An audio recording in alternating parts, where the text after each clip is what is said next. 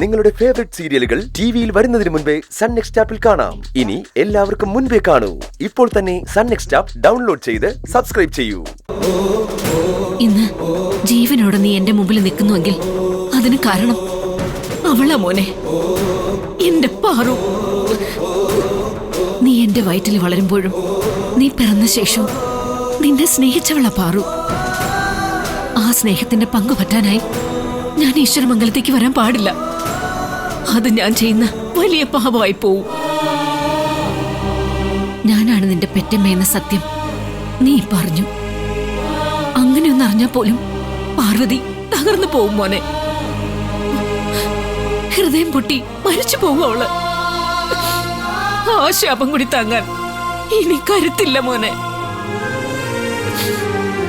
നീയായിട്ട് ഈ അമ്മയ്ക്ക് അതുണ്ടാക്കി തരരുത്. എന്റെ മോനെ, സത്യം അറിയിക്കണമെന്നേ ഉണ്ടായിരുന്നുള്ളൂ.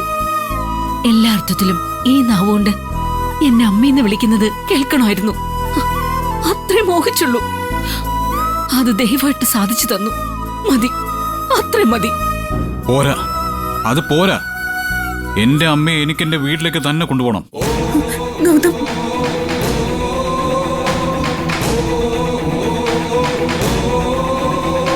ഗൗതം, ആന്റി പറയുന്നതൊന്ന് കേൾക്ക്. ആന്റിയുടെ മകനാണ് ഗൗതം എന്ന് എല്ലാവരും ഇപ്പൊ അറിഞ്ഞു. അത് ആപത്തോ? ആപത്തോ? എന്താപത്ത്? വീണ്ടും നീ ഓരോന്ന് എഴുന്നള്ളിച്ചോണ്ട് വരികയാണോ? മിണ്ടിപ്പോരുത് നീ. സത്യമാണ് മോനെ അവള് പറഞ്ഞത്. ഞാൻ എവിടെ ഉണ്ടെന്നറിഞ്ഞ, എന്റെ മോനാണ് നീ എന്നൂടി അറിഞ്ഞ, നമ്മളെ രണ്ടുപേരെയും കൊല്ലാൻ വേണ്ടി നടക്കുന്ന നിന്റെ അച്ഛന് പിന്നെ കാര്യങ്ങൾ എളുപ്പമാവും. ഓ, അപ്പോഴ് എന്റെ അച്ഛനെന്ന മൃഗം എവിടെ ഉണ്ടെന്ന് അമ്മയ്ക്ക് അറിയാല്ലേ? അറിയാം, എനിക്കറിയാം.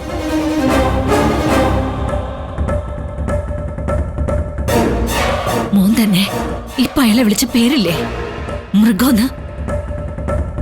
സത്യമാണത്.